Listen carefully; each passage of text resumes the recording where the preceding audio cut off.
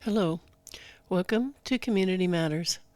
I'm honored to be your host here for the next 2 hours. My name is Becky Steinbrunner, and I am very delighted to have you here as a listener. I hope you'll stay on for the full 2 hours. We have a great program today, sort of marking the exactly 1 year anniversary of the devastating Moss Landing Vistra battery fire that happened a year ago today. So our program will be focused on that issue, and there is a lot going on still about all of that. My guest in the first hour will be calling in Miss Nina Audino, the founder of Stop Lithium BESS in Santa Cruz County. BESS is an acronym for Battery Energy Storage Systems. These are the big lithium battery storage projects that are going up all over the country. And one burned in Moss Landing. Moss Landing, we didn't know until it burned, is the largest or one of the largest battery storage facilities in the world. So Nina will be talking with us about what has happened this last week in Santa Cruz County regarding the county allowing these large-scale lithium battery storage projects in our county, notably at 90 Minto Road in Watsonville, next to the Shapiro Knolls affordable housing complex and a large working class neighborhood full of people who, until the work of some volunteers like Nina and her dedicated team, knew nothing about what was coming to their neighborhood. And now the Board of Supervisors has taken action on the rules that will allow that, as well as the project itself. We'll hear more from Nina about that. And then the last 15 minutes of this first hour, Mr. Brian Roeder from Never Again Moss Landing will be calling in and talking about an event that the Never Again Moss Landing group, another fabulous grassroots group, is having tomorrow at the Hot Enchilada in Moss Landing. That's 11 a.m. to 1 p.m. He'll be talking with us about that and other issues related to what is and is not going on in Moss Landing. Our second hour, you've got to stay and listen to, is Mr. Scott Smith from the Blue Shirt Justice League.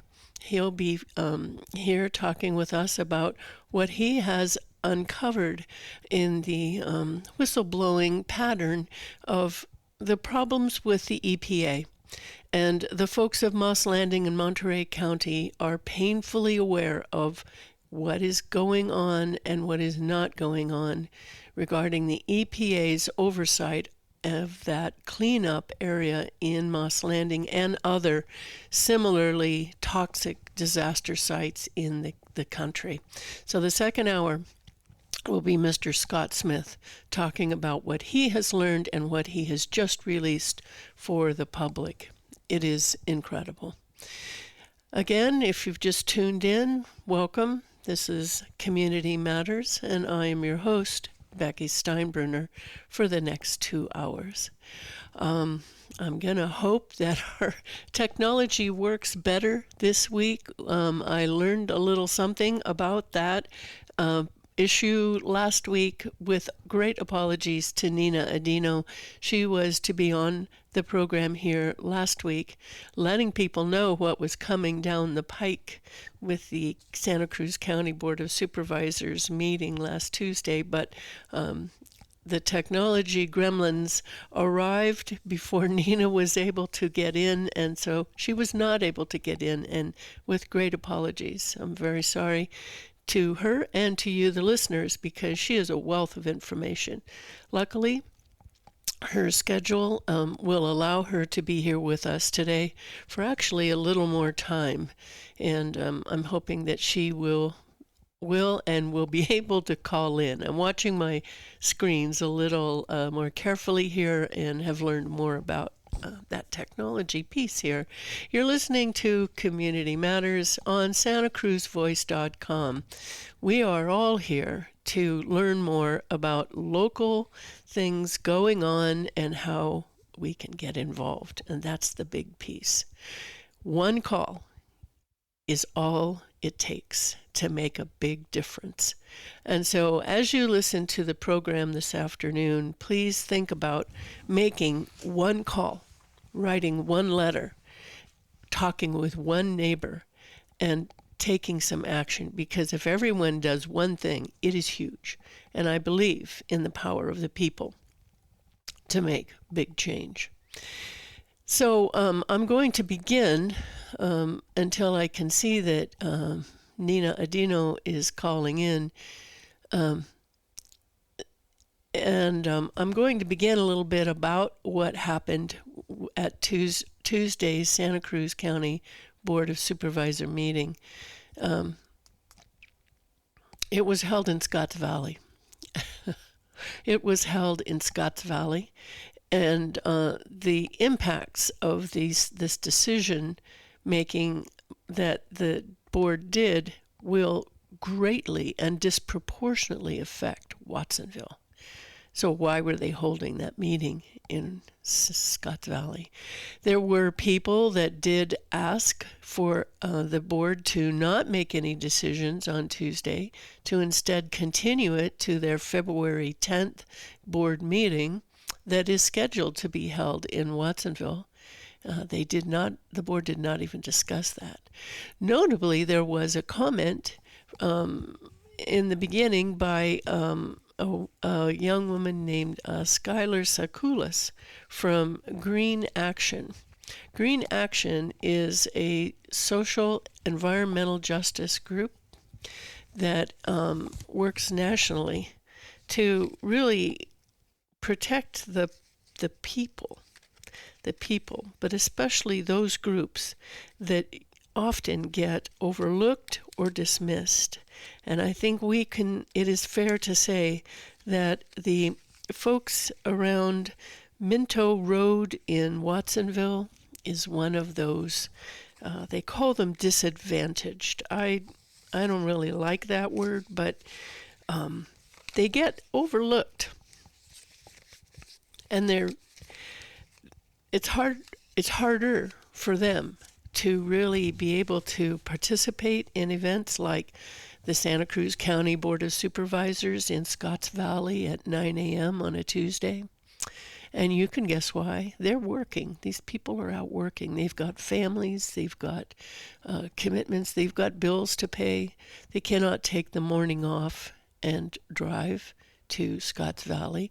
Or even if they were to participate remotely, you can listen to the board meetings on the computer, on the telephone. But I learned that those proceedings are not translated. So if you I'm going to use an example. If you did not speak or understand much of Japanese and you went to a council meeting in Japan, would you understand what they were saying? Would you understand what you could do? Would you even understand that you're supposed to ask for translation in order to get it? Well, that is what's happening here in Santa Cruz County. And to me, it is completely disgusting. For a county that prides itself on social justice, environmental creativity, here we are shoving through a project that would put 200 to 300 large metal storage containers filled with flammable explosive batteries right next to a community where many of the people are not English speakers. And I know this because I helped some volunteers walk those neighborhoods to let them know about the meeting coming up on Tuesday.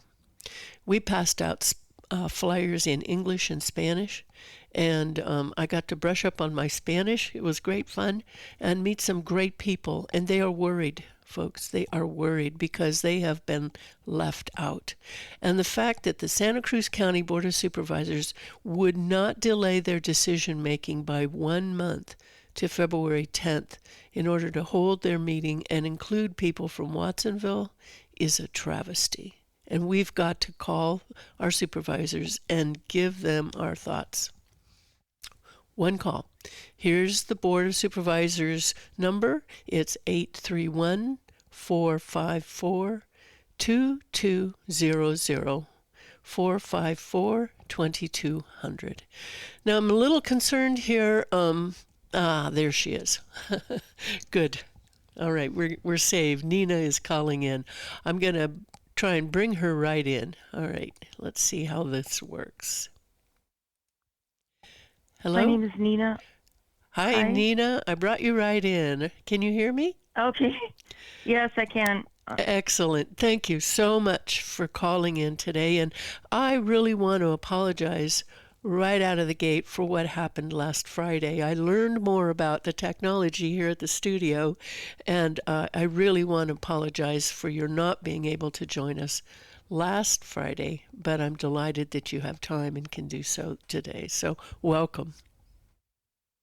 Okay. Thank you for having me. And it's okay. I mean, it's new technology, and it's okay. I think it would probably be good if the technology could field multiple calls, like so that there could be like a small like conference between several people, 3 or 4 people. That seems reasonable, and it would make a really interesting exchange. The public could learn a lot from it. So anyway, that's my 2 cents. We're working that direction. Maybe that's I'm just limited to 3, and I didn't know that magic number. So anyway, let's move on. Yeah. And thank you. Please introduce yourself. Okay, so my name is Nina Audino. I have spoken on Becky's show before.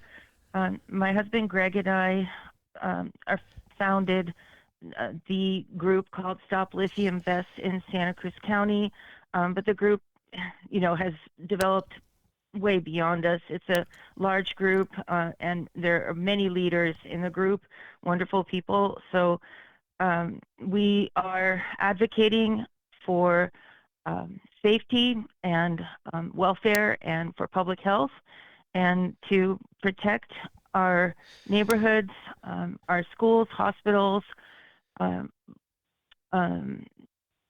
long-term care facilities, farmlands, parks, natural habitats from hazardous lithium battery storage development, which belongs in industrial zones. It doesn't belong in neighborhoods, contrary to newspaper articles that, flooded the community from industry representatives during the last few months, including people who actually call Santa Cruz their home for many years. And we don't agree with their position that these facilities that are highly flammable and explosive and fires there cannot be extinguished in normal, state-of-the-art firefighting approaches. That you cannot put that fire out. We completely disagree with the idea that these are neighborhood friendly, and we're advocating for a full stop on using lithium in the vicinities like that I just listed. We're not opposed to battery energy storage, but we are very, very concerned about the propagation of lithium battery energy storage facilities. The state is very committed, it seems, to that. There are hundreds of these facilities in the pipeline that are going to be going up over the course of the next 20 years. And we are just very, very concerned. We're advocating for an alternative technology, be it long duration storage or a different kind of battery chemistry that is stable and does not burn, doesn't experience self ignition and thermal runaway. And so that's us basically in a nutshell. And we are in it for the long haul, which is, I think, what we maybe need to talk about a little bit, Becky. I don't know if you agree or not. I think we need to kind of lay out what we know about the developing picture. Yes, so and that what the people can community do. is more aware of that. Yeah, and what people can do. What people can do. So thank you, because, without the really hard work that you and a lot of other people working with you have done to hold seven public meetings, you reserved big spaces down near Minto Road, two of them were, and put up flyers, paid for big signs on the road so people would know it was happening. Those rooms were filled with people who wanted to know more and did not get the information from the county, did not get the information from the developer. They got it from good people like you and all of the other people that are working on this project. So kudos to you and all of the hard work of the volunteers that are also working with you to get behind this and inform people and get them active. So Yeah, Becky, I wanted to just do a small course correction just because I think facts are important, accuracy is important. So we had 4 huge, like you are describing. They were very big, yes. Upwards of 200 people, 150 to 200 people each time. I think maybe one was a little bit smaller, closer to 100 people, but we had 4, and we had a smaller one at Shapiro Knolls. Yes. So we've had 5, but we are planning more. I personally think, and I'm one voice in this large group, right? So I personally think that we need to have more of the smaller meetings, and that we also need to start organizing neighborhoods to actually show up with picket signs wherever Felipe Hernandez, has his official office hours. I am hoping that they are not just in downtown Santa Cruz, but that he has a location, kind of his home, his political home in Watsonville. I believe that we need to have large picket meetings, public meetings at the site. And we need to get the press involved. So that's, one of our group members, Shirley Munoz, suggested that a couple of days ago, and I'm 100% behind that. One of my concerns is that this is still not widely available information. We have a lot of people in our county. Correct me if I'm wrong, I don't want to say the wrong number, but I think it's over 260,000 people, bodies in Santa Cruz County. And so, and I honestly don't know, how many people are aware of this. I meet people all the time that say, what? I didn't hear about that. And there's been some about it in the press, but I would say only since the summer, which is like what, 5 months ago. So this is moving very quickly, and not everybody reads the press, especially if it's behind a paywall. People don't get their news that way anymore. So that's one of my concerns, that we need to bring this to a wider group of people in the county. And yeah, so in terms of like what people can do next, we need to organize outspoken events like that, and then we also need to start preparing ourselves for a very difficult, it's going to be an uphill battle, a very difficult environmental review process where we're going to need to really just identify every single thing that we know is wrong with both the ordinance, the BESS ordinance that's still in a draft form, and it's going to now go through environmental review, and also with New Leaf Energy's project application. So that's my my contribution to like what I think needs to happen next. Mm-hmm. We need grassroots community involvement. It needs to be visible. We need to get ourselves, more widely published and available, like maybe on camera news also. Can I stop you there for a Fight minute? that Can I stop you there for a EIR. minute? Because maybe people are listening in for the first time and have just learned about what happened Tuesday. Can you, in a nutshell, put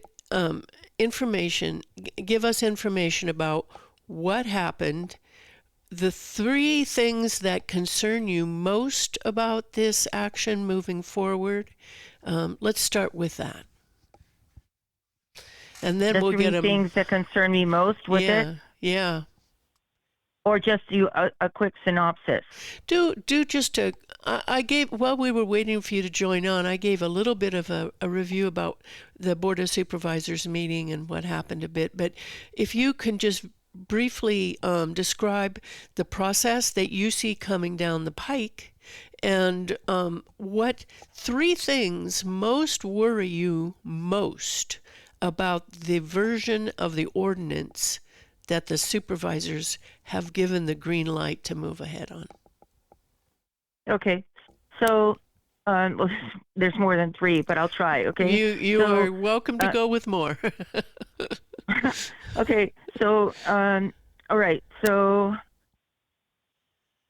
on Tuesday, the supervisors voted to start environmental review on the draft ordinance as is. And they had updated it a little bit since November 18th when,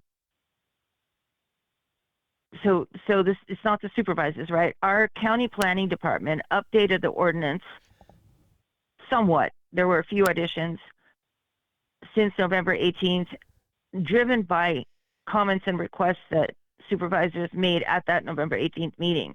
And let me interject, driven by the developer as well. Yeah, yes. Sorry. I believe that's absolutely true. So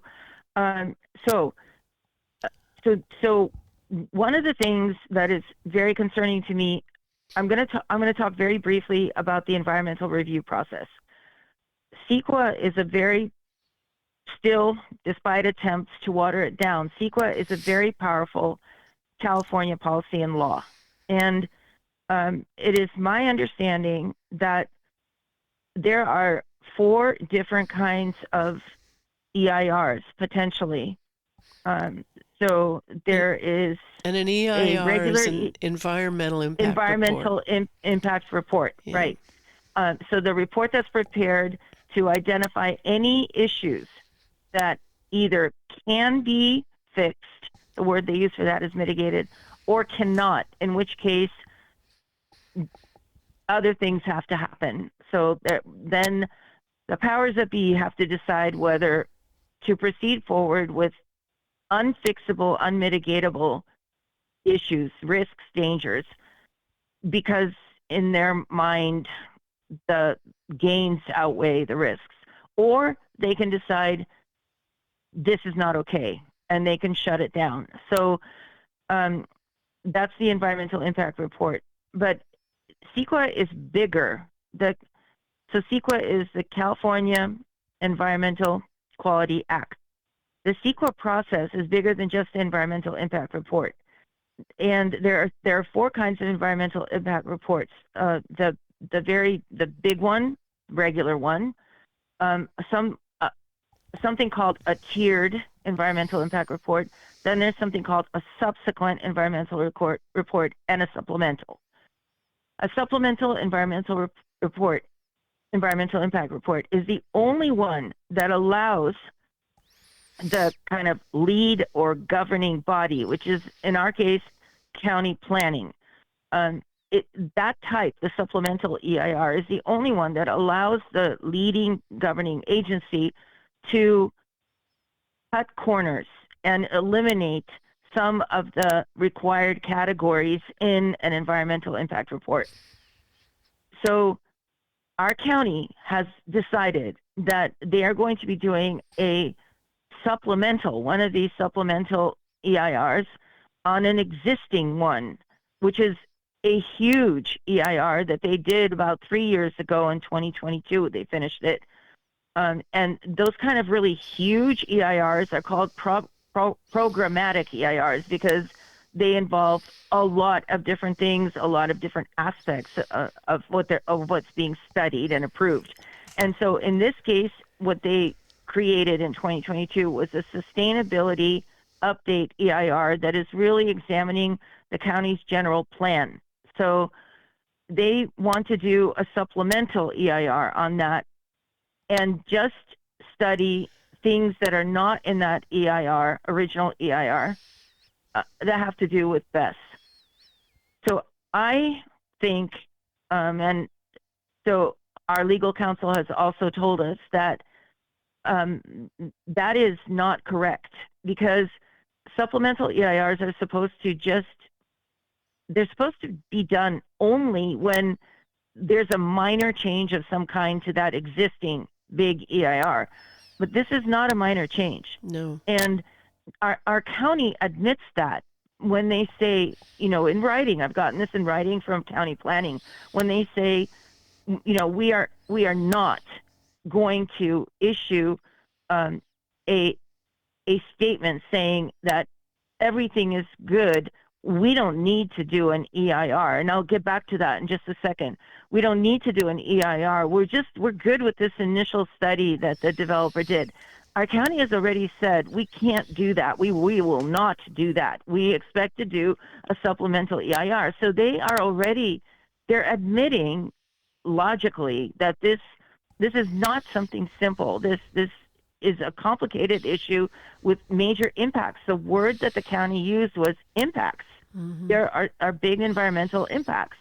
So my first concern actually is not with the actual draft ordinance, it's with the process. Mm-hmm. They are trying to shortcut the process in using this supplemental EIR. It should actually be a subsequent EIR, which is what you can do when you want to add on to an existing EIR, but in a subsequent EIR, it's designed for something new, a new addition to that original EIR, and you have to look at all the categories. The county stated on the 13th at the board meeting that they are doing this for the sake of efficiency. Mm-hmm. And I, with all due respect, I understand efficiency is important.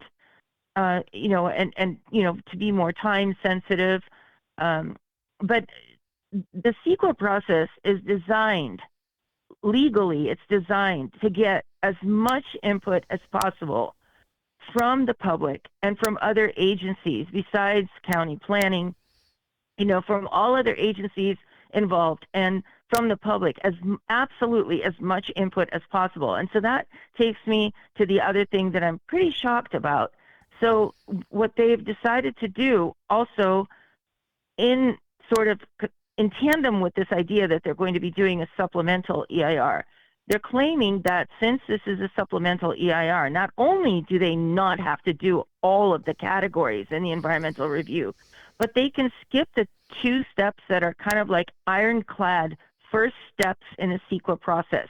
So before the EIR even begins, before they even begin to do their reviews to create the EIR, there's supposed to be a notice of preparation filed and made available to the public. Like everyone basically is put on notice. Hey guys, we've begun.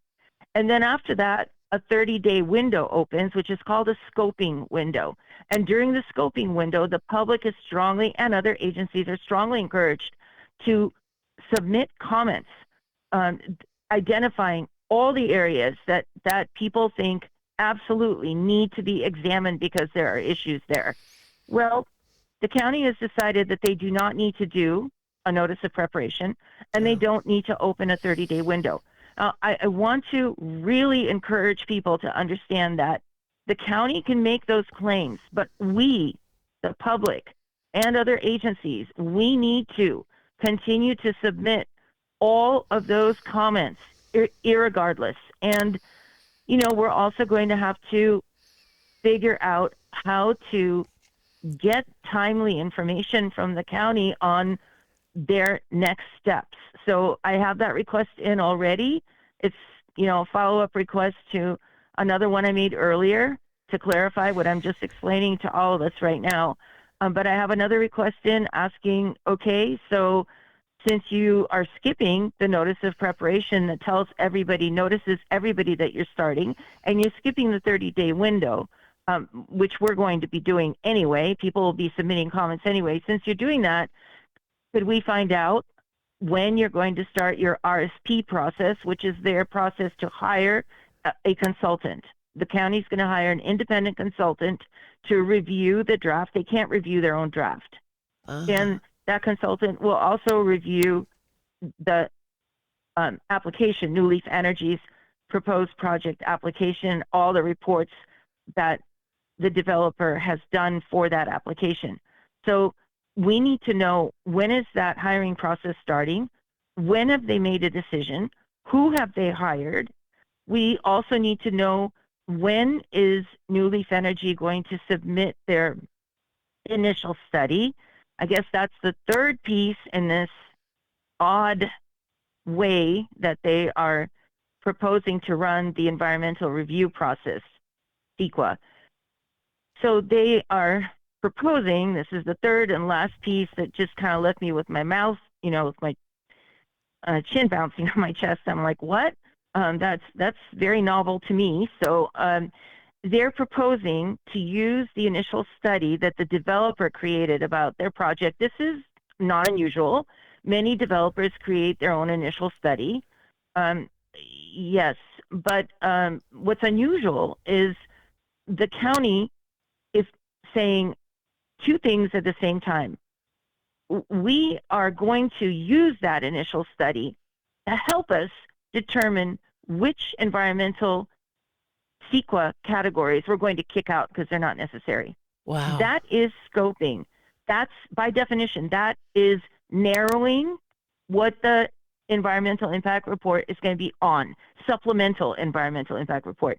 So they're saying they're going to use that initial study of the developers to eliminate those unnecessary categories. But at the same time, they're saying, but that initial study is not part of CEQA. Well, and they're saying that because it can't be part of CEQA. Right. Because they can't, that's a conflict of interest.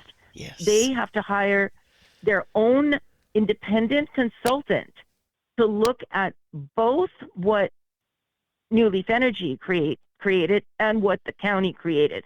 The county's draft BESS ordinance and the proposed BESS application from New Leaf Energy. An independent consultant has to look at both.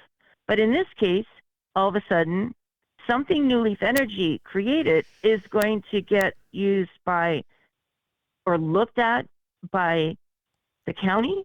Perhaps I'm misunderstanding this. Perhaps the independent the independent consultant, once they're hired, is going to look at that initial study. I don't know. I have a lot of follow-up questions. Yeah. And would be a good idea to talk about this again. In terms of what they shoved into environmental review on the 13th, this last Tuesday.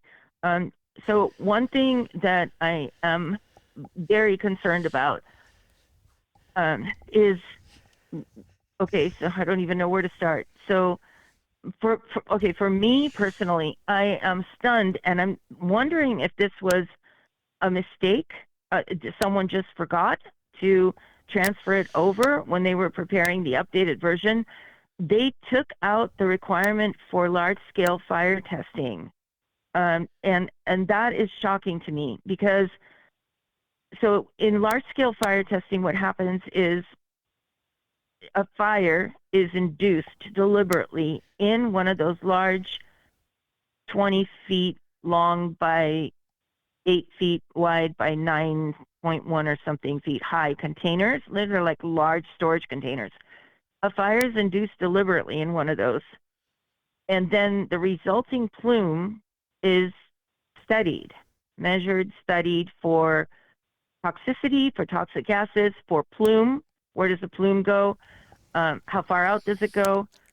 currently in their application, New Leaf Energy has done a study where they're claiming that any fire incident that happens at this proposed facility is going to be limited to 1/40th of one container. And they're claiming that the toxic gases, hydrogen fluoride being the really scary one, basically burns your lungs apart. That any kind of toxic gas in a plume like that will be limited to about an 80 to 90 foot distance. And so the thing is, cutting edge fire science right now. And I believe, Becky, I think that's what you emailed this morning. I believe that the new rules for the fire code, the 2026 NFPA code, right? Yes. Correct me if I'm wrong, does include mandatory large-scale testing. Is that correct, Yes. what I'm saying? Yes, it does. The information I was sent by Phil Caranco and Jessica Ayala confirmed that requirement will be in the new fire codes that take effect January 1st of 2027. So anything approved before that does not have to do it, unless the local fire codes are more protective. So our county could implement the new fire code early. Pajaro Valley Fire District, whose district is the 90 Minto Road project, could also take that action and make it more protective within their district. So that's something people can do. So that's something we must ask for. And we need to advocate for that. People need to write fire, and the fire marshal and the fire chiefs, and I would say write them all. Yes. I know that you're suggesting like especially focus on those fire departments, but I would just write as many as possible, because I mean they're all aware of this, and they're all concerned about this, and really this should be a county decision. And I think it should be a county-wide fire decision. Absolutely. And when there's a big fire like that at the 90 Minto Road place, it's not a matter of when, it's if. Other responding agencies would be called in, especially those with ladder trucks. So it's not limited, as you said, to Pajaro Valley Fire District. Other agencies in the county will have to respond. So we all are in this together, huh? What's another thing that has you concerned and people need to speak up most about, Nina? I am gonna open up something so I'm a little bit more focused right now. So another thing that's not identified accurately, and we have been asking for this, and it's present in Solano County's ordinance. It's present in other counties at this point. So when they do this kind of large-scale fire test, it needs to be extrapolated out. Like there's formulas they use to a worst-case scenario where there is a big fire for whatever reason, an 8.0 earthquake and other damage, electrical arcing and other damage, collapsing of the containers if there's soil liquefaction.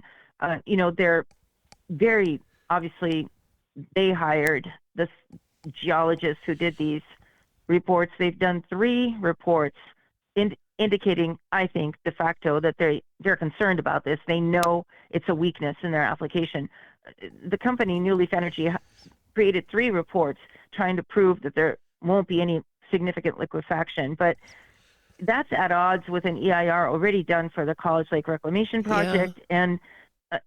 And the thing is, so should we have an 8.0 or 8.1 or 8.2 quake, and there is significant liquefaction, collapsing, arcing, and a major fire breaks out, and at the same time there are fires and other burst gas lines and other issues going on, fallen electrical lines, you know what I mean? Yep. All around us. The community is like what happened in the Palisades. Like there is a giant community event. So it is possible, it's completely conceivable that a large number of these containers, the latest information that the planner assigned to this, Evan Ditmars, has stated to me is that the developers confirmed that there are going to be 266 containers, not 300 like had been posted on the website for quite some time, and not 200, but 266. I have no idea if that's actually what's going to end up, and that's something that we're going to need to watch. But so there needs to be a plume study done, not just of one container burning, but a worst case scenario where all of them go up, or at least a majority of them, many of them go up. And, I know that the reason why they're avoiding this, they don't want to look at this, is because the results are going to show that placing this 500 to 700 feet away from dense residential communities, homes, with many people in them, children, elderly people. This is a community that lives with extended family. Yeah. There are many homes that have many kids, grandparents, older kids, smaller kids, all in one home. And so the results of this plume study are going to show that this is a disaster. Yes. And we can't do this. And so they're simply avoiding it. They're just so the large-scale fire testing and a plume study of the worst-case scenario are very high on my list. I think they're very high on yours as well. Yes.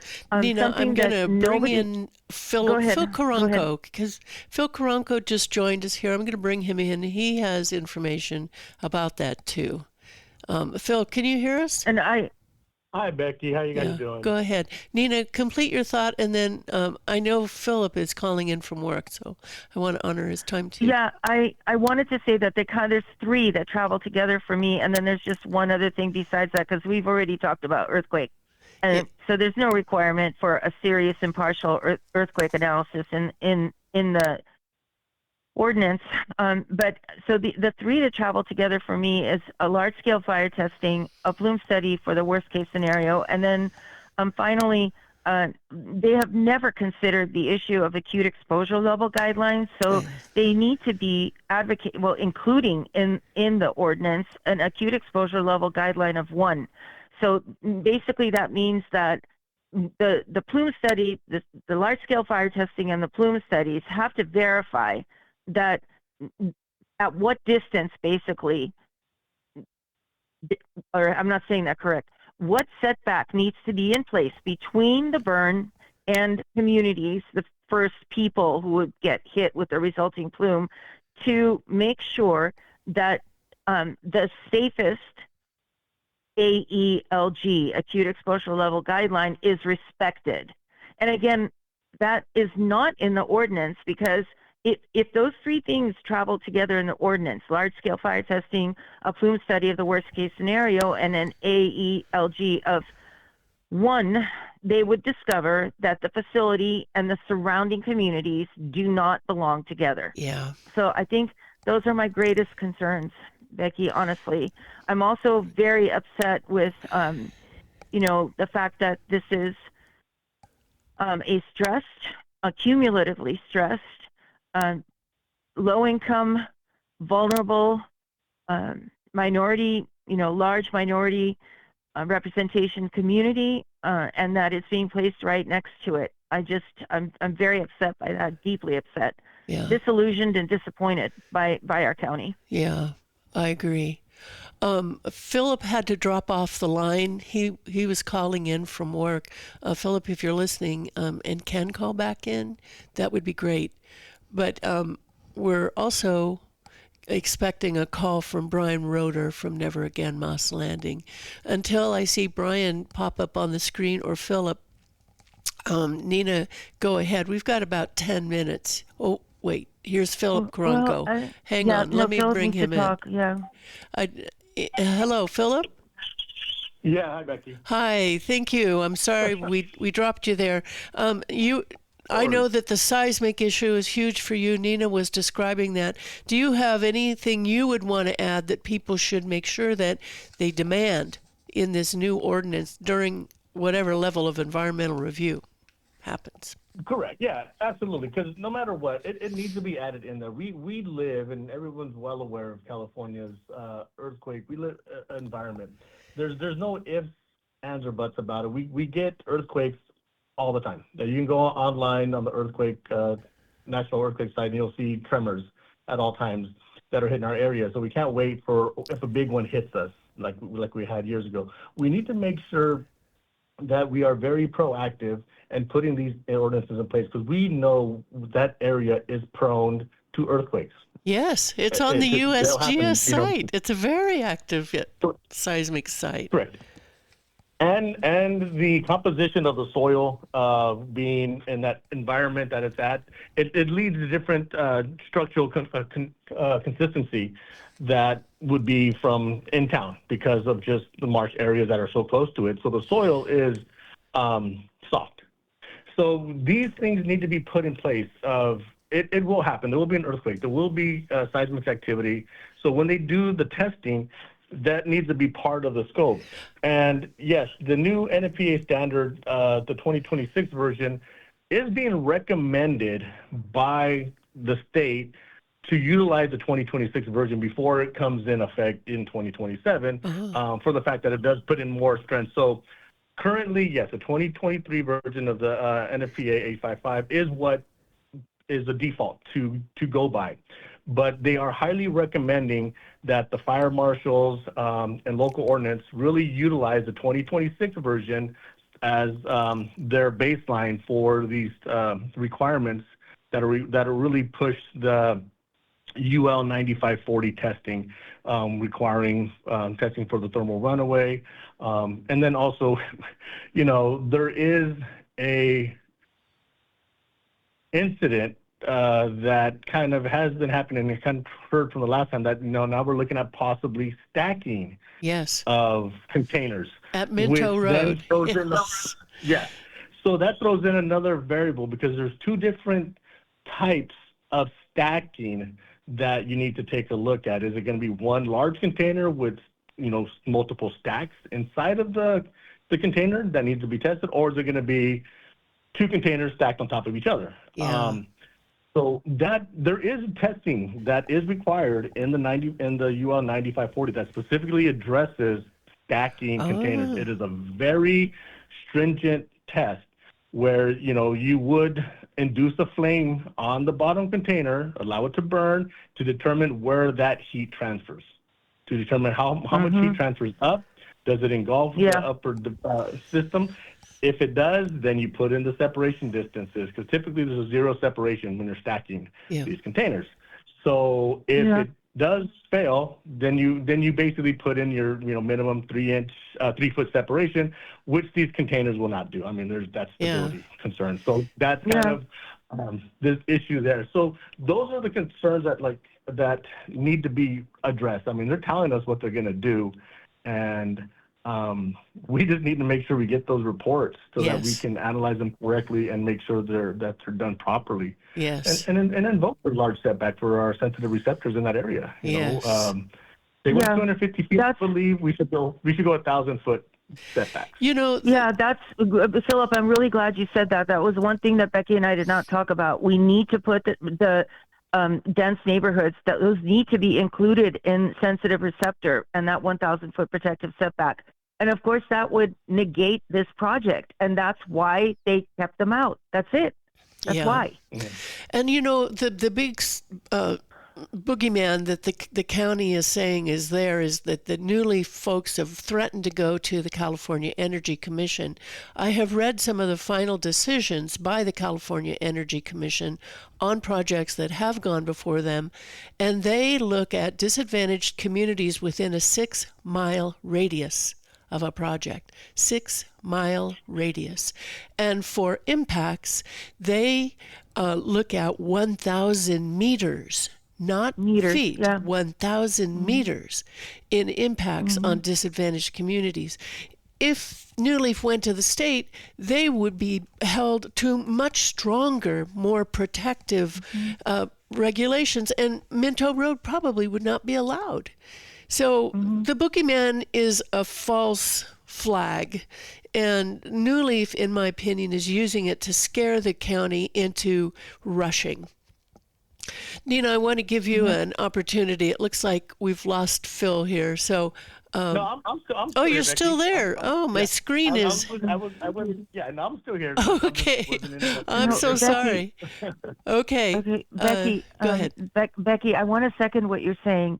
I, you know, in terms of the Measure J protective legislation, law, code and policy about agricultural land to protect agricultural land, the statements made by County Council on the 13th that he said he doesn't know and he'd have to look into it. But then he also said, I believe that the state would override Measure J. Yeah. Um, I'm not at all sure that that's actually true. And so the developer is looking at Measure J. That's one issue, a voter initiative that the state would have to override. I think I'm not sure the state would do that. Yeah. And the other issue is what you just described. If they go to the state would look at what they're doing with that disadvantaged, vulnerable community uh, under a microscope. And Yes. I believe that New Leaf Energy is deliberately avoiding this and deliberately misleading um, county officialdom who maybe don't know all of this in detail. This is very new. This particular kind of development and this particular kind of ordinance writing is very new to everyone. Not to you, Philip, but to even expert people who have been doing this for 20 plus years at the Yeah. county. They've never done one of these ordinances before. So, yeah, I'm very disappointed, and I know that many of us in both groups that have organized against this, many of us have spoken repeatedly to supervisors, to county planning staff, asking them to please reconsider their position on, swallowing this threat narrative Yes. whole. Please reconsider it.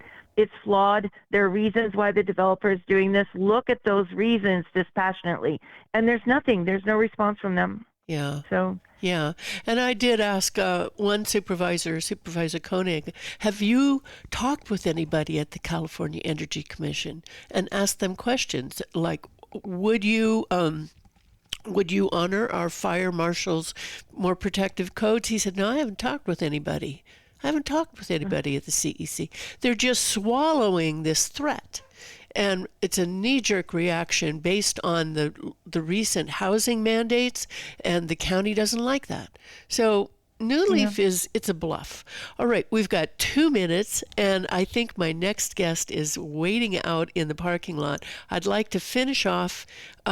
Philip, thank you. 1 minute, please. And what's the most important thing people should do? They need to, like I said, reach out to their local county and let them know. Again, we need to really stress they need to make regulatory ordinances. Stay away from zoning ordinances, titles. Make sure we have regulatory ordinances. Those will follow the regulations to the T. That's very key verbiage that we need to make sure we push them at, is they need to be regulatory ordinances. We've got to, make sure that gets done and continue Okay. to advocate. And thank you again, Becky, for all that you do. Thank you, Philip. Thank you so much. Nina, thank you for joining us. What's the biggest thing, besides donating to Stop Lithium BESS Legal Fund, what do you want to tell people? I want to second what Philip just said, and it has prefaced every statement I've made to the county.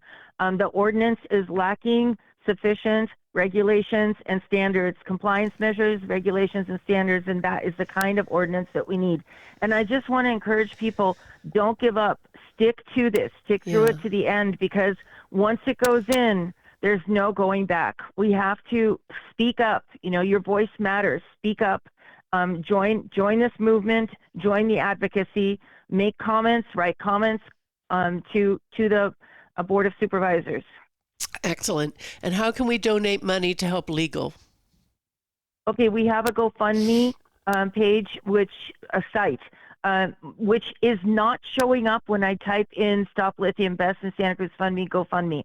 In Santa Cruz County, GoFundMe, Becky. So I have to fix that. It's not showing up right now. That is a blooper in their system, and I have to contact their customer service. Because that would be the easiest way for people to find it, but you can't find it right now. Yeah. You can only find it if there's a direct link. And then we ran out of time, but it's going to be on the website as well. But we need to be able to say on these radio shows that just type in "Stop Lithium BESS in Santa Cruz County" GoFundMe and go there. And that's Okay. not happening right now. Not everybody goes to our website. You know, at this point, we're not getting like hundreds of people going to our website. So it needs to be readily accessible. Something's wrong on their end, and we'll fix it. We'll fix Okay. it quickly. Thank you. Thank you, Nina. Audino, we are off the air, but this is still being recorded, so it will be part of the recording on the website. I've got to dash outside in the parking lot and find my next guest, Scott Smith. Okay. All Thank right. you. Thank you. Thank you. Thank you so much for Thanks having so me. much. Thank you. Bye. Bye. Bye. All right, that is Nina Audino and Philip Karanko, and I'm going to take off the headphones here and see if I can go find my next guest, Scott Smith. Stay tuned.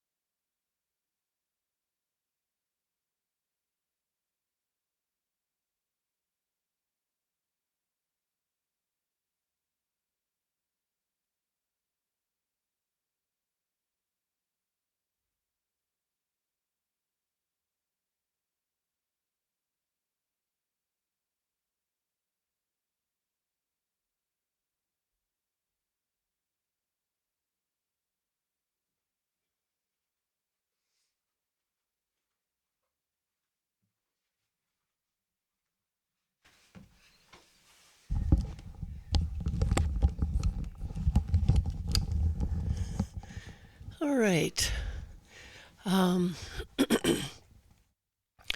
This is your host, Becky Steinbrunner. I did not locate my guest out in the parking lot, so I am going to try, I think, this caller. Hello? Hello? Hello, can you hear me? Yes, I can hear you. Can you hear me? Yes. Are you Glenn Watley? I am Glenn Watley. All right, very good. Your Is name that a is showing caller up ID? on the screen here. I am looking for Scott, and I'm going to, I don't find him out in the parking. Ah, is he out here? Yeah. All right, can you bring him in? Yeah. Just with, I'll grab him right oh, thank you so much. So he is here. Thank you. Another tenant in our new building here just is waving him in. So thank you. Thank you for calling, Glenn. Is Scott expecting you to be part of the call or to listen in or? He had me to listen in and after listening, ask a question if appropriate. Yes, excellent. All right. Well, I'm going to put the headphones off a moment and bring my guest, Scott Smith, in. Stand by. Oh, here he Is is. there a way? Thank you so much. Stand by. Hi. Good to see you, Becky. Oh my gosh, thank you so much. Where would you like me? You know, Good to see you. thank you. Hi, Thank you I'm so Sky. much. Hi, Sky. Nice to meet you. Becky. I'm known for Yeah. getting lost. I had a panic attack that we didn't. You'll hear a message from me. I'm here. I saw it on the screen. Thank you. No, yeah, I found it. I wandered through the whole building. Oh, I oh, found so it. are you with Scott? Yeah, I was he's Sky, gonna yeah. film this if it's okay. Oh, excellent. Yeah, I was just So, gonna film. I put Yes. it out. We've got people from all over the country listening. I put it Marvelous. on social media everywhere. Thank you. Well, have a seat wherever you are most comfortable. Either of these two will work. And Robert Crodel, if you read, did you get a chance to read that press release? The guy that the EPA whistleblower about how they game. He's on standby for us to call him and put him on the air. Oh my goodness. No, Wonderful. it would be good. I think I have Glenn Watley here too. yes, he's somebody from across the country that knows me. Yes. So I'm a bit technology challenged, Scott. What? I'm pretty technology challenged here. You're able to call somebody and put them on the air. right? Yes, if you give me the phone number, I can. Yeah, I'm going to give you the number. Yeah. Why don't you write it down here? And we're gonna go on the air here. We're on the air now.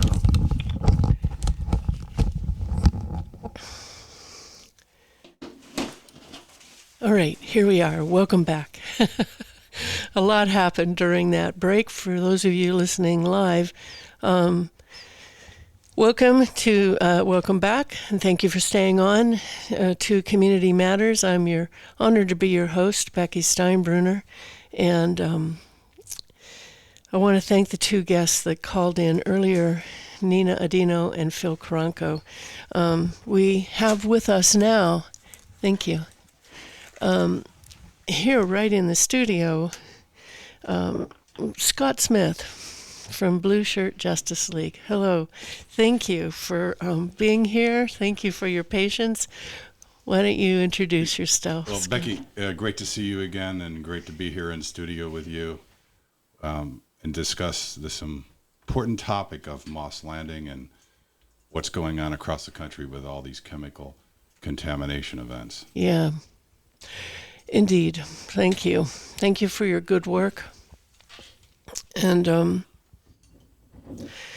without further ado, why don't you just jump into what you want to talk about here? Here we are on the 1-year anniversary of the Moss Landing battery fire. Yeah, we've got a lot to go over, and I posted in social media the background, the hour-long interview we previously did. If people are interested, they can hear about all the background. I'm just going to jump right into some rather significant developments that happened this week. So first of all, I refer to this as chemical impacted communities across the country, and I've been, my 80th disaster is Roseland, the 79th is Moss Landing, and the 76 was East Palestine. And I want to make a very important point. East Palestine, Ohio, Conyers, Georgia, Moss Landing, and Roseland, Louisiana all have the same things in common, and they all go to the systemic failure of the EPA. And I want to start at the high level. It's very simple to understand what's going on with the EPA if you think of it this way. The EPA policies and procedures require the EPA to be in the driver's seat in all these contamination events. What the EPA does, they ignore their own policies and procedures. Yeah. And not only do they take the back seat, they are asleep, snoring away in the back seat. And in East Palestine, they let Norfolk Southern Railroad be in the driver's seat. Conyers, Georgia, it was Biolab. Roseland, Louisiana, it's now Smitty's. And by the way, we're in Scotts Valley, no relation to me, Scott. And by the way, Smitty's, by the way, no relation to me. So I don't know what's going on with these name things. And they allowed Vistra Energy to take the driver's seat. Yes. Well, they were asleep. And the commonalities are very significant. And one of the things I want to talk about too is I am an official whistleblower client of the Government Accountability Project. And much gratitude to the whole organization, and especially Leslie Pacey, who reached out to me when I was on the ground in East Palestine, being smeared and attacked and undermined. And as you know, I'm built differently. So when I get subpoenaed or threatened, it makes my day. So they've enabled me to do this work, and that's why I'm out there publicly. But I also want to say, since I've been doing this work since I've last been on your show, there's probably 3 to 5 whistleblowers reaching out a week to me, and I want whistleblowers, anybody listening to this, to know that you can trust your life. I know firsthand when the Government Accountability Project protects you and takes you on as a legal client. And Tom Devine, one of the founders and the legal director, is actually my lawyer for purposes of the whistleblowing with the EPA. You can stay anonymous and they will protect you. So, and one of the things that I want to talk about today, it's going to be released publicly, but I don't say this lightly. The commonalities in all these events is a contractor called CTEH. Yeah. Okay. And for the protection of the communities and the whistleblowers, I can tell you, I know how the air testing is gamed.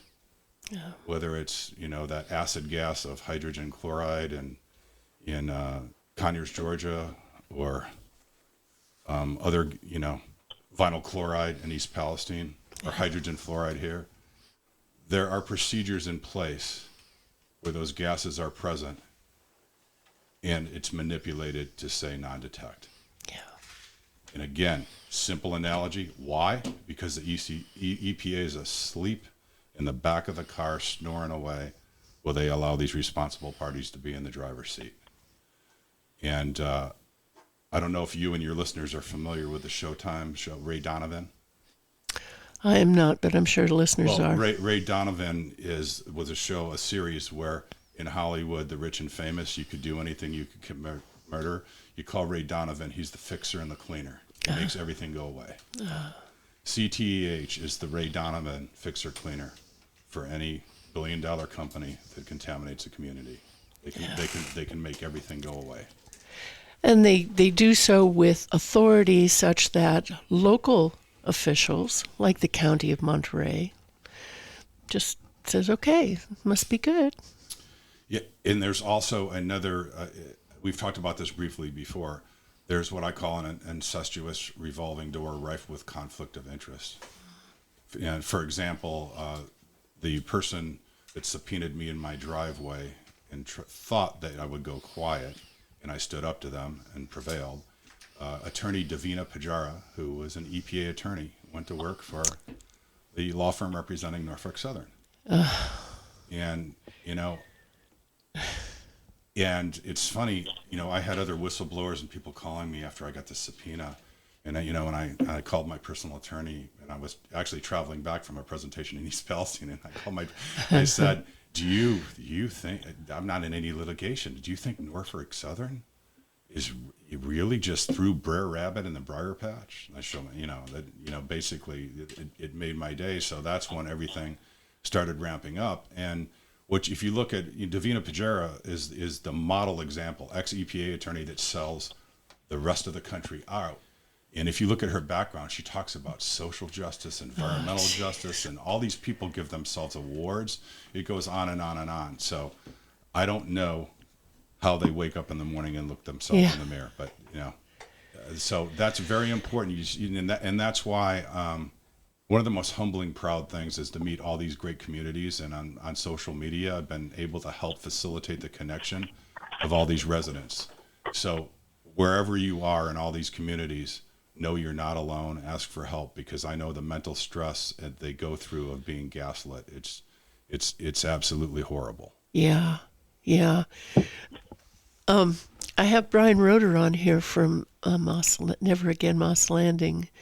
You want to bring him on? You want to do that? Sure. Okay. Hello. Oh, he's not quite on. Hi, Becky. Hello, Hey, Scott. Brian. Can you hear him, Scott? Yeah. Hi, Brian. Okay, very good. Hey, Scott. Sorry I didn't call in earlier when you asked, Becky. Just got sidetracked getting ready for tomorrow's event. Yeah, it's going to be a big one, and I think, Scott, you'll be there, yeah? Yes, I'm going to test till the sun sets, and then I'm going to go meet Brian for dinner, have a strategy session, and review my presentation with Brian. So excellent. Tell us a little bit about Brian. Tell us a little bit about what's happening tomorrow, and Scott, how you're going to be there speaking. Well, first off, I want to thank Scott. He's flown all the way across the country for the last 20 plus years. He's gone to impacted communities all over the country that have toxic industrial accidents ever since he was involved in one. And I call him Superman. It's extraordinary. On his own dime, He is committed to helping these communities to do something that our authorities won't do, which is to test and learn and try to find solutions that prevent this from happening. They won't do it, so he does. And I cannot thank him enough for what he's doing for our community. Likewise. Thank you. Thank you, Scott. Thanks. It's all like I tell, I have 2 daughters, and, your grandchildren and your legacy, they're not going to remember how much money you made or didn't make. The only way we're going to fix this country and bring it back together is do the right thing. Do the right thing and bring people together, because we're not nearly as divided as the country is the corporate media wants to. And I appreciate the kind words with Brian, but meeting these people in these communities motivates me and gives me hope. And, I want to thank the Government Accountability Project. I also want to thank, Attorney Mindy Bish. I mean, I've done for 20 years most of this work on my own dime, but I do have some people that, remain anonymous, and and she has sponsored me to allow me to do a lot more testing than I would be able to do on my own, with no strings, no conditions, nothing. And I'm free to say whatever I want. That's excellent. And I'm going to be giving quite a big update tonight. So I'll be working on graphs and announcements that I will be revealing tomorrow at the, Brian, you calling it a town hall tomorrow? What, or a panel? So, it's a series of panels. So tomorrow, Becky, what we've got going on is we haven't invited people to come to the site because it's very limited in size. So we do have a Zoom that we've set up and we have sent out to people. And if people want to get the Zoom information, they can email me directly at info@neveragainmosslanding.org. If they do that, I'll make sure that they get the Zoom information forwarded to them. And for your listeners who had a previous email, there was a corrected email that went out today to everybody with the correct Zoom information. The event will be from starting at 11 o'clock and going to 1, with another 2 hours set aside afterwards for discussion and dialogue with anybody who's there. So we will be in Moss Landing. We'll have a video, a short outtake of a video that's been done by Emily Cohen. She's been following us from the beginning as a documentarian on what's happened to our community. She's doing extraordinary work. So there'll be a short video. Excuse me. Then we're going to have a video from a resident who has been impacted and continues to be. Then we're going to have some information provided by Glenn Church, our supervisor. Then we're going to have an expert panel, which will include Scott. It'll also have Professor Don Smith from UC Santa Cruz, who's a toxicologist who's been working to understand what's going on and who's currently performing hair sampling of folks who were impacted by the fire. There will also be Michael Pocabla of Biomax Environmental from Pacific Grove. He's the one who helped us to do the initial round of metal testing, which really everything else has flowed from. Nobody who's ever gone through a semblance of this has had the opportunity to have such widespread testing within the community. And we've received calls from all over the world telling us that our numbers matter and they want to look at them so they can better understand, the impacts of batteries when they burn. So that information is only possible because of the work that Michael did, and he will be speaking about what we found, and also some interpretation in terms of the potential toxicity of these numbers that we saw. So the three of them will be making short presentations, and then we'll have an oil roundtable dialogue for 15 to 20 minutes. And then finally, we'll end with the findings of Never Again Moss Landing. We've been just learning so much over the past year, and then some recommendations, what we're actually calling demands of our authorities. Mm-hmm. At the end of the day, the real shame in this, and by shame, I mean they should be ashamed of themselves, is the absence of the state and federal authorities. Just in a nutshell, the county isn't prepared for what happened. And I don't know how they could have been. The state has run away from this. They have simply abandoned this community, and it's disgraceful. And the federal government has misled the public actively and continue to do so. And Scott has information about that. Yes, indeed. Big time. So that's what's happening tomorrow, Becky. Thank you. Thank you, Brian, and thank you to all of those in your community that are working so hard to put this together. And, you're all in my thoughts a year ago, today is when this all began. Yeah. And it's a little All hard. beginning of that today. It's bringing back some bad things for me, so I'm sure it is you and your neighbors too. So let them know that they're in our thoughts. Becky, one last thing. I do want to thank you for all the work you've done to keep this in the public's eye, to hold our supervisors, and especially those in Santa Cruz, accountable to hearing from the community. And the amount of work that you've put into this and the expertise you've brought, that you've assembled through your own studying and following resources is extraordinary. So I can't thank you enough for all the work you continue to do. Well, thank you very much. I'm just one small piece in a great group of people. We're all working together. Yeah, and Becky, I'd like to quickly cover some other things Please. and maximize the time before we get my fellow whistleblower, Dr. Robert Crodel, on the phone. Yes. But before that, as you know, the EPA from my presentations, it's a fact. They've surveilled me, they monitor me, all my social media posts and everything, and I welcome them listening today. And one of my favorite movies is Vanilla Sky. And Sophia Penelope Cruz's character says to Tom Cruise, every passing moment is an opportunity to turn it around. And my message to the EPA, my door's open for the community. I've still offered. I've got thick skin. I will sit down. Every passing moment is an opportunity for people at the EPA that can't look themselves in the mirror. Yeah. And to work with these communities, and that door stays open. Yeah. Thank you. People do have consciences. Yeah, and the public is very forgiving, and people are very forgiving. If you admit your mistakes, learn from them. Sometimes our assets in life are our greatest mistakes. Mm-hmm. And if you learn from your mistakes, people really respect that. Mm-hmm. Mm-hmm. Thank you. And I also want to say what I have to talk about tomorrow. There's some good news and some bad news on some testing. But here is why everyone can be positive. We are identifying where the potential hot zone and impact zones are, mm-hmm. and there are solutions to fix it. Mm-hmm.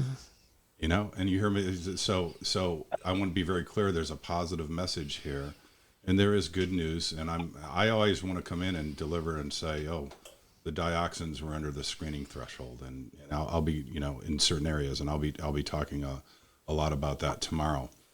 And I want to talk about all these communities, everything going on, and on all these communities are very relevant. You see this? I'm going to show this tomorrow. Yes. Now, this is Conyers, Georgia. These are these acid gases. There was hydrogen chloride, hydrogen fluoride here, and you will see the EPA come in as they're at the back seat asleep at the wheel, where they let Vistra Energy and companies like Biolab and be the driver's seat. CTEH. So this is from a resident in Conyers, Georgia. You see these, these metal bolts and screws. Uh-huh. The plume came over their property, and they instantly turned this. They instantly corroded. So here's my simple point. And so when you breathe in these gases, and you've got CTEH and the EPA, going on board with it, saying nothing to see here, everything's safe. What do you think that does to your lungs? Yeah. And then they want to say this is just acute. Well, what do you? And this is some of the problems with people. They get hit with these gases. Yeah. And they say there's nothing to see here. And just think, if that's doing that to metal, what's it doing to your lungs? Yeah. And it doesn't take much to inhale. Right. One woman that came to one of the first public meetings that our grassroots group called together brought the lid to her barbecue, and it was etched. The metal barbecue lid was etched. And yet the officials were telling people, it's okay. Just go in, close your doors, close your windows. No. Well, I also want to say, one of the most humbling honors is the great team of people. You may see me out in the public because I'm built differently, because I get motivated when somebody tries to attack me. Mm-hmm. But I have such a team of toxicologists and experts, and I feel like life is just beginning. That's because I'm seeing so many and all these great people in all these communities, and Moss Landing is really a model example. Brian Roeder and all these, Never Again Moss Landing, they've come together, done their own testing. It's really a model example of how you're going to get the truth out and eventually get justice and bring all these people together. But I also, Dr. Robert Crow, he decided to come out. The EPA has an aspect plane, and everybody can see that. It's supposed to be launched the minute there's a plume. You can get there in 72 hours and you can find what's in the plume. Well, he became a whistleblower in East Palestine almost a year after me. The first time on the ground, and what I do, I'm like, the ground game, the Army, the Marines. I never had an Air Force, So this EPA plane flew in 9/11, and it can diagnose everything in the plume. So why is Roseland, Louisiana so important in East Palestine? The EPA, he blew the whistle. They flew that plane in East Palestine and shut off all the sensors over the creeks. And that's why I knew. That's why I knew all these goons came. And then it made sense to me when I was in Sulphur Run in East Palestine, and I had all these goons coming out of the woods when I was on private property, because they didn't expect anybody like me to show up and dig my heels in and test for everything. So I want to say, Dr. Robert Crodel is probably the smartest human being I've ever met. He designed the software and all this. In Roseland, the EPA withheld the chemicals in the plume. In the Government Accountability Project and Dr. Crodel, there's a press release, and you can just Google Government Accountability Project, EPA, Smitty's, Robert Crodel, it'll come right up. The big deal is us working together for the first time. He now has the fingerprint for the chemicals in the plume. I'm finding all these chemicals in people's ponds and pools in the ash downstream in the Tangipahoa River, and that's an important river in Louisiana because it flows into Lake Pontchartrain into New Orleans. And so that's the power why it's so exciting to be able to be working with him. And we're going to get him on the phone in a minute. And to be able to diagnose and do that, and he wrote all the software, and he also responded. So the EPA put out false statements to the media, and he responded. I put that on Blue Shirt, my group on Facebook, where you can upload a PDF. His response in an email to me that I got at 3 a.m. this morning. I posted first thing I did when I got up. Is I posted that. You can download it and read his response to the EPA false statements. So what the public needs to understand in all these communities, if the EPA is putting out statements that are false, what else how can you trust them on anything? Anything. So with that, you want to get Dr. Crodel on the phone? And yes. Let me dial him up. We also have Glenn Watley. Do you want him to speak? Why don't you bring Glenn in and while you're dialing Robert? Glenn, are you there? Yes, I'm still here. Very interesting. Yes. Thank you. Do you want to go ahead and speak while I'm calling up Dr. Croughton? Well, I've been familiar with Scott Smith's work for probably 15 years now. Scott, I found interesting what you were saying about EPA and East Palestine. I thought also, wasn't it EPA that approved the burning of the chemicals, that they told the railroad, Norfolk Southern, that was okay? So your discussion of them sitting back and not doing anything, I thought they had a pretty integral role of helping to pollute the community. Glenn, that's a very good point, and I'm glad you called in to make that point because the EPA did approve everything, and it just exactly they took the back seat, and the driver's seat was Norfolk Southern, and blowing up those rail cars, and then it came out that they didn't need to blow up the rail cars, and the rail cars were blowing up because they wanted to get it was all about the money and get the trains up and running right away. So that's instead of removing the rail cars properly and taking the time to do it. So that's I'm glad you brought that up. That is just case in point of the EPA asleep in the back seat of the car, putting the fox in charge of the hen house. It's like putting the criminal, the murderer, the rapist in charge of the blood testing. What do you think the blood test is going to come back and say? Sure. And if I had just a quick follow-up, Scott, also I remember from that experience there, you not only tested air but water and dirt and the ground. And I think you also extended the science of how to do an interesting air test within the home. You might talk about that a little bit since you were pretty innovative. Oh yeah, thanks for bringing that up. Yeah, and testing the furnace filters because the people complaining of symptoms, and instead of doing a biopsy on their Your lungs. call has been forwarded to voicemail. The person you're trying to reach is not available. At the tone, please I'm record sorry. your message. When you have finished recording, you may hang up. Hello, this is a call for Dr. Croton. This is Becky Steinbrunner from Santa Cruz Voice. Please call our studio. It is 831-265-5050. Again, that's 831-265-5050. I'll be looking for you. Glenn just made an interesting point. Glenn, can you still hear me? Yes, I'm still Okay. here. Yeah, Scott. sorry. We're trying to get so Glenn Sorry. to follow up that instead of doing a biopsy on someone's lungs, the next best thing is to swab the surface of the furnace filter, because the furnace filters. I learned a lot about the furnace filters.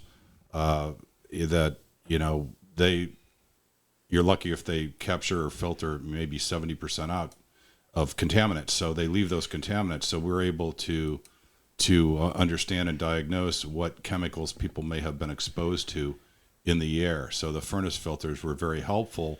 And to also you made me bring up the point on the soil. You got the EPA, and this is happening everywhere.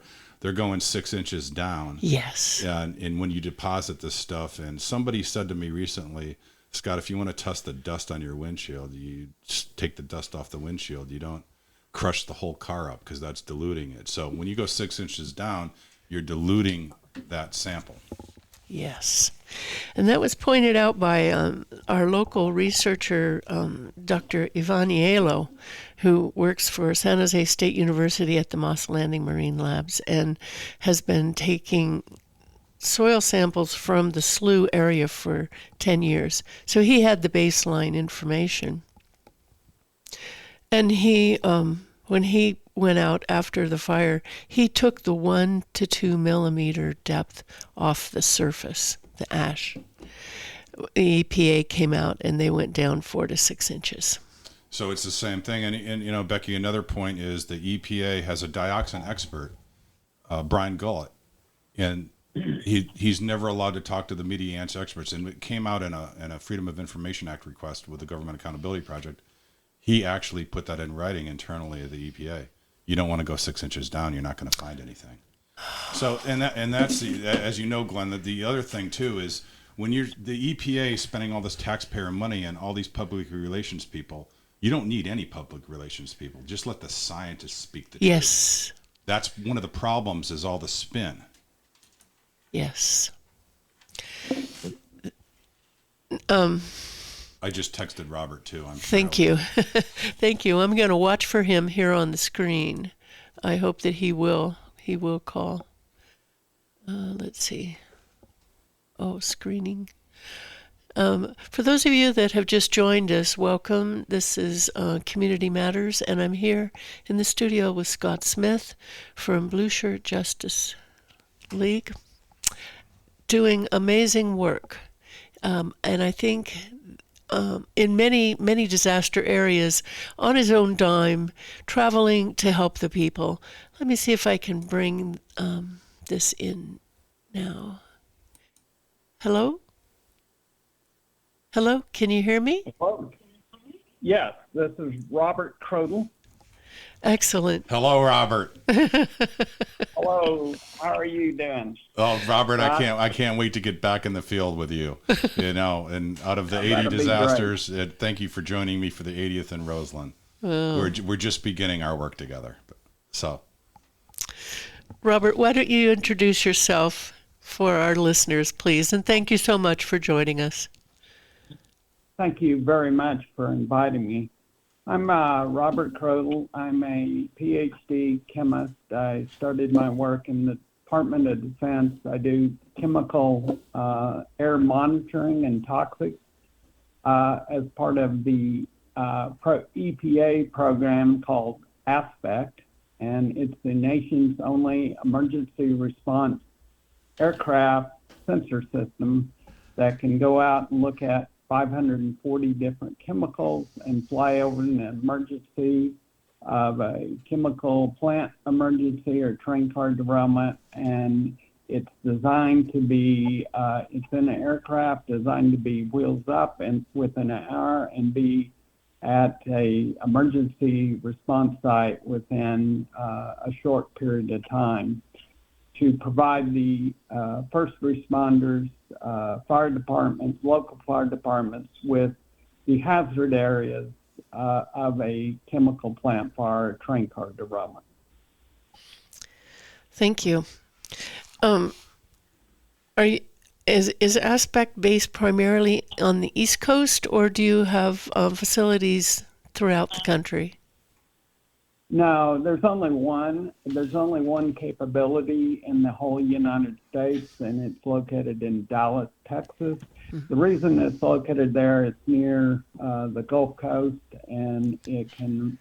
We do 50% of our emergency responses in the city of Houston, Texas, and so that's why it's located in Dallas, Texas.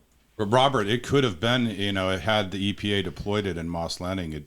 It's didn't you tell me it's centrally located, so it can kind of be anywhere in 72 hours. It was in East Palestine, and I guess they didn't. That's correct. They didn't think to bring it out to Moss Landing.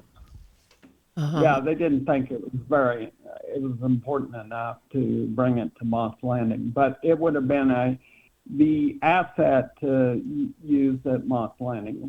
It's an air toxic monitor, so the work that Scott Smith and I do is very complementary. Scott Smith samples the water and samples the soil, and what we do is sample the air. So between us, we're trying to sample air, liquids, and the soil, and provide a compendium of toxins that the residents might be exposed to.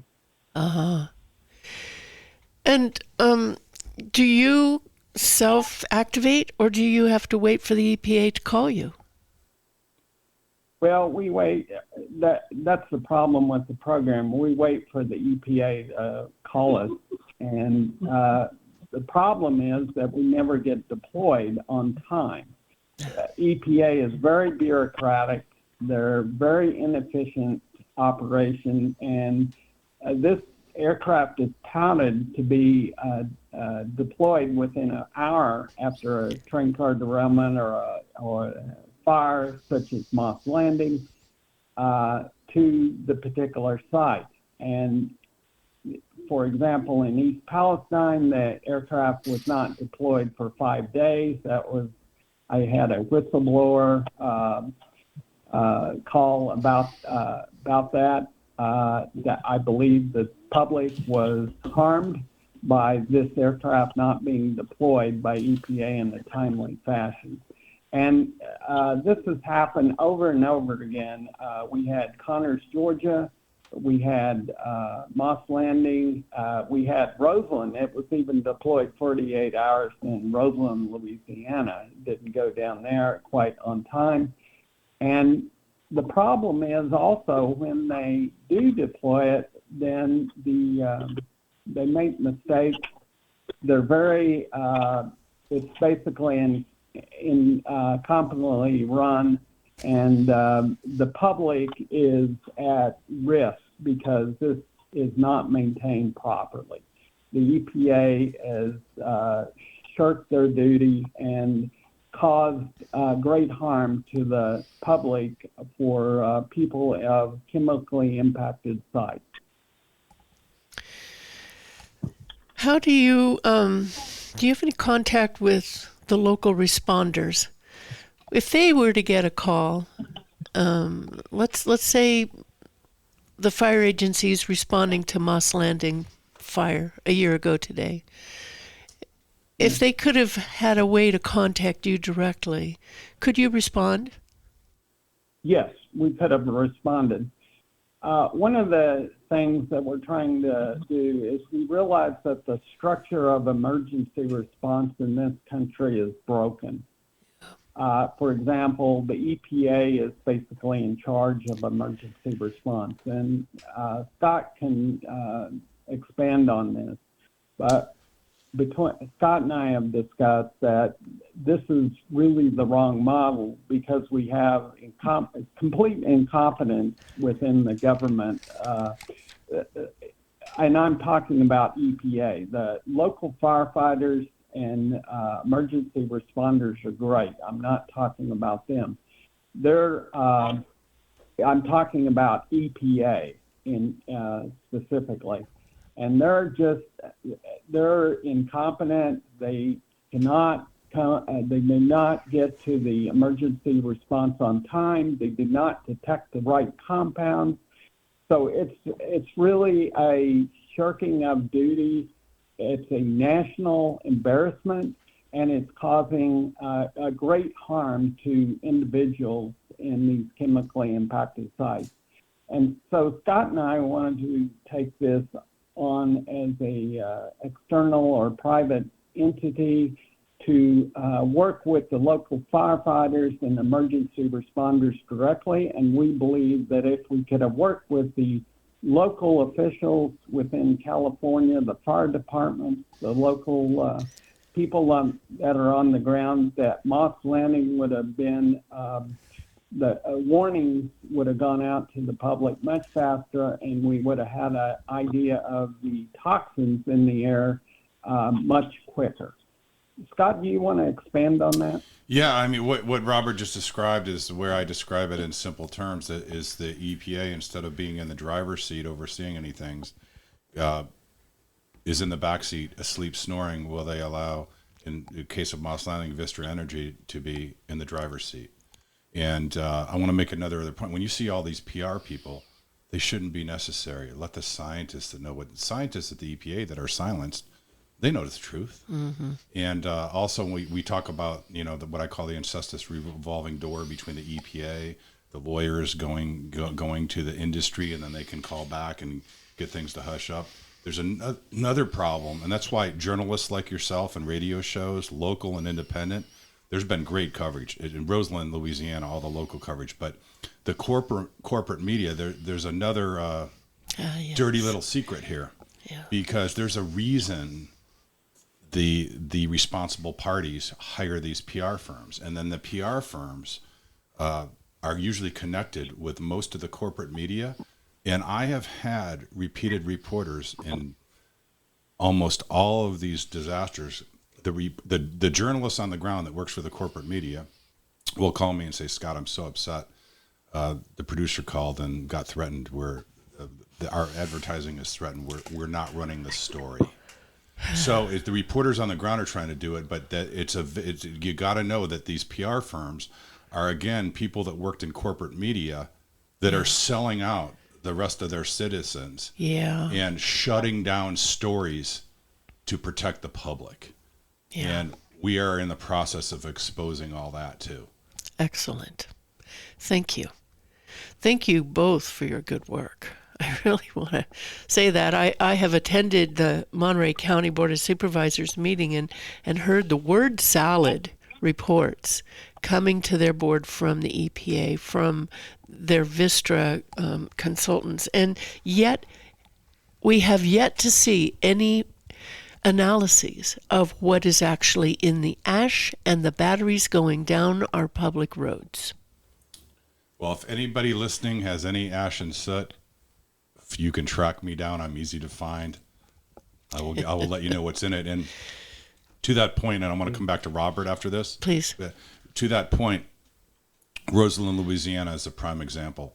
And the EPA declared everything safe. In the soot and the ash, one sample tested by CTEH, the responsible party's contractor. So they took the soot ash out of a dish that was diluted with water. They only tested for 8 or 9 metals, did not test for any of these forever chemicals, and they let kids go back to school. When I found a whole host of concerning dangerous mixtures of metals, dioxins, and all these other compounds, benzene related type compounds and SVOCs. So there you have a prime example of what's wrong. And also want to address the Robert Crowdell's response to the EPA's absolute, just inaccurate, false statements. And Robert, you want to address a little bit? I mean, the toluene and benzene thing, I think people can understand. And, I'm reading it again right here. I mean, I just can't even believe the EPA went to the media with such blatantly false information. Mm-hmm. That's correct. All of their, so we did some news stories out of New Orleans on the air toxics. I reviewed all of the EPA data and found that they had misrepresented the EPA's own data for air quality. They had misrepresented the entire issue at Roseland, for example. I think after looking at that, you can't trust anything coming out of the EPA. They'll just say anything. And so we exposed that, and they came back with a rebuttal that was absolutely ridiculous. And so I responded yesterday to the rebuttal of EPA, and it was very devastating. What we're trying to do is pull the covers off of this thing Mm-hmm. and show that the public is really being harmed by the EPA. They're not being told the correct story. And you can be conservative or liberal, but all of these issues are public health issues. They're just standard issues that people get and are in cancer clusters 5 years later, and they wonder how this happened. That's the type of stuff that we're trying to address with our work, Scott Smith and my work together. Thank you. You've hit the nail on the head. Local public officials, health officials, do not know what to do with this. And what is coming down the pike is delayed response, delayed maladies in cancer clusters, things like that. Scott, do you want to talk about that? Yeah, and the public, elected officials, there's, again, too much money in politics. I think everybody knows that, call it undue influence. And then the agencies get captured, Yeah. For example, RFK, Robert F. Kennedy Jr. reached out to me. There's a documentary about my work in East Palestine. I sat down with him, with someone in a home where a gentleman has a rare form of male breast cancer, and he is the one in the meeting, and you can go on my YouTube site, that called the EPA and federal agencies captured and corrupt. So, and again, I'll sit down with anybody to talk. I know two people are going to agree on everything, but we can agree on the protection of the health of our next generations to come, our children, our grandchildren, and protecting the environment. Yeah. So, these health officials now, a lot of them, like for example, the EPA, you can retire in your 40s and 50s, and making $150,000 a year with benefits and everything. You can go work for CTEH and make $300,000 to $500,000 a year. So a lot of this thing is, this incestuous revolving door where these public servants or people that are working for the taxpayers in the communities are selling their constituents and their fellow American citizens and human beings down the drain for their own personal profits. Oh my gosh. So that's why they're afraid to, for example, Robert, we talk mixtures of chemicals. There are no standards.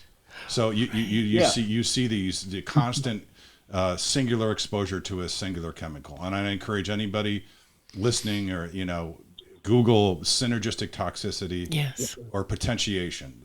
For example, one of the toxicologists I work with, talks about, polycyclic aromatic hydrocarbons like benzene type PAHs. Well, you can be below a safe level of a singular exposure, and you can blend with like an arsenic, a metal compound, and be below the safe level there. But those two together react in a way that you get these symptoms. So it's completely disingenuous, deceptive to sit there and tell the public, nothing to see here. We're below all the health standards. Well, all these communities I referenced are being bombarded with an unprecedented amount of mixtures of chemicals. And then you bring in the Ray Donovan or CTH of environmental work, and you have these acid gases that you can see corrode metal instantly. And then you say nothing to see here, non-detect. How can they live with themselves? I don't understand that. What do you have to say, Robert? I'm really interested in how do we fix this? We know we have a completely corrupted process, and we have they aren't reporting the right information. The public they've stonewalled the public for getting the right information. How do we fix it? I'm really decided in the last couple of weeks if we think the government is going to come in there and change their stripes and actually do good, that's not going to happen in the current environment. So we have to, as citizens, we have to be more active. And I'd like all your listeners to say that the public really needs to get active on protecting their health in this various cases. So Scott Smith and I are doing this in a non-government as independent, and we're able to go in and actually collect the data and report it without any bias. Just whatever measurements, whatever numbers we have, we can report that. And that's the only way the individuals, the citizens, are going to have any confidence in any data coming out from an emergency response. You have a comment about that? To follow up on Robert, Becky, I want everybody to know this is not gloom and doom. Mm-hmm. Like Einstein said, to fix a problem, you have to acknowledge you have one. Mm-hmm. Robert and I, and then Einstein had a lot of great quotes. Not only to fix a problem, you have to acknowledge you have one. And then the person responsible for creating the problem, you don't go to them for a solution. It's not going to be solved. So the point is, I've never been more positive because of these great communities that are coming together. I think there's going to be millions of people, and we've got a lot of exciting announcements. Robert and I are going to be involved. There is a nonprofit foundation that is going to work on solutions, and Robert and I are working with his team. And again, Robert is the smartest human being I have ever met and will ever meet. And it's just a pleasure. And if Robert didn't come out with the whistleblowing, I mean, he has helped me so much in the attack. I mean, the validation along with the government accountability project has just been huge, and I'm just really blessed with the great team around me. I'm the smallest piece of this team. You maybe see me out in front because I'm built differently and I can take the attacks, but the team behind me is really the secret to this whole thing. And the announcements are going to come out with the foundation and complete transparency with solutions. So if we can acknowledge the problem, you can't find what you don't look for, and know the chemicals. We'll acknowledge the problem, let people know what they're exposed to, seek immediate medical attention at their own discretion, and then we come in with solutions to help clean things up. It's all there. So I want people to know that I've never been more positive. I never have. That's encouraging, because it's easy to get really depressed when you hear about what the EPA is not doing and fixing things so that there's nothing to see.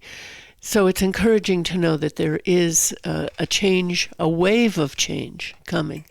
How do people find out more about that and jump on board? Well, if you're on social media, you can go. I'm easy to find on Facebook, and you got the website that I have is goblueshirtjustice.com. But it's easier you can see what I'm doing, where I'm going in the country if you go to Facebook, Scott Smith, and go to the Facebook group Blue Shirt Justice and join. But we'll have a whole host of announcements and expanding. And Becky, I want to say, journalists like you, radio shows, you are a critical part of the solution. Robert and I can do all this stuff, but if we don't get independent journalists that have ethics, willing to tell the truth like yourself, we can't be effective. So I can't say how much we appreciate, and on behalf of all the great people I've met in all these communities, that what a difference you are making. And this radio show and you having is you're making a difference through the whole country by having this discussion today. East Thank Palestine, Conyers, Georgia, you know, it's way beyond Moss Landing. To Thank you. Roseland, Louisiana, and it's just in elected officials and EPA, and I know they're all listening. And I want to just continue to say, I believe I can speak for Robert on this. I talked about one of my, every passing moment is a chance to turn it all around. Yeah. And Robert and I and our team of lawyers are willing to sit down anytime, any place with any elected official, and brief them in the most positive way. Everything, all the attacks and the smear campaigns and the surveillance, that's water under the bridge. Because I want to do the right thing and help these communities the best thing we can. So our door is open, and I know where they know where to find me because they surveil me. Tomorrow at Moss Landing in the Hot Enchilada, and then there will be a Zoom piece of that. You'll be speaking, and we will have an opportunity to learn more about this. Correct. And here we are on the 1-year anniversary of the Vistra battery disaster fire, and the EPA is in charge. I have received information from some people that millions of gallons of water, contaminated water, have flowed from that site into the slough. And there is a private communication team there that is not allowed to say certain words on the air because it could trigger something that somebody might be listening in on. So I'm definitely going to direct them your way. Yes, and I want to say that, I trust the Government Accountability Project, Legal Director Tom Devine, Leslie Pacey, with my life. And people can approach me. I can set up your name. I'm protecting a lot of people. You can remain anonymous, and we will absolutely protect you. In the power of these whistleblowers, we're probably seeing 3 to 5 new people a week come out. Beautiful. That's what's going to. This is a team. Everybody has a place to play on this team, and we're going to bring millions of people together, and we're going to fix this. Yeah. Thank you. Thank you for your good work. Thank you for everything you have done to help many people across the country. And you as well, Robert. We are down to our last 3 minutes. So, Robert, I'd like to give you a final word, and then, Scott, I will hand the floor to you. Okay, just one word is that I think if we're counting on the government to fix the situation, we're going to be waiting a whole long time. There's too many influences, corporate money, of just interests that are against the average citizen.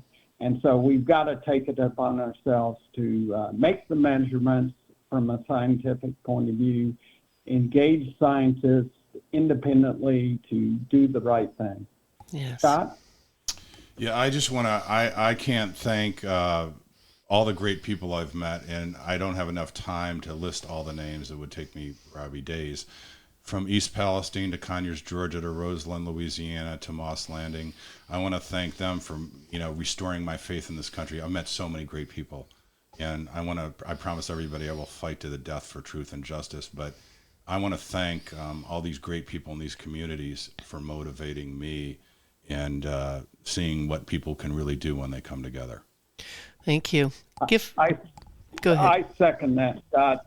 There, at these communities, these chemically impacted communities, there's been some great people that you and I have met over the last number of months. Yeah. Thank you very much. Thank you, Robert.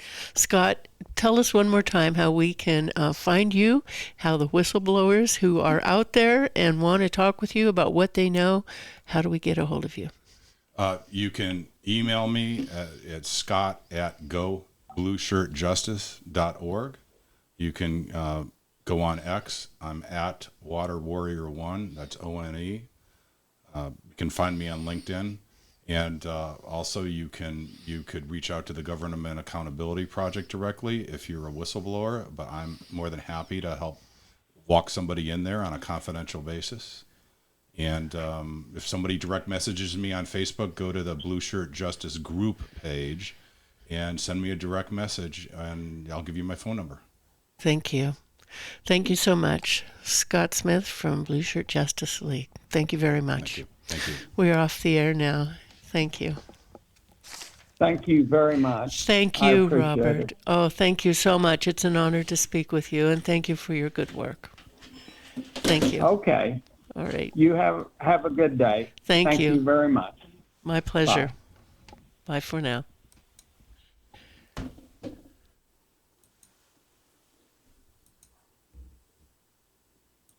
You got to go right into your next segment, right, Becky?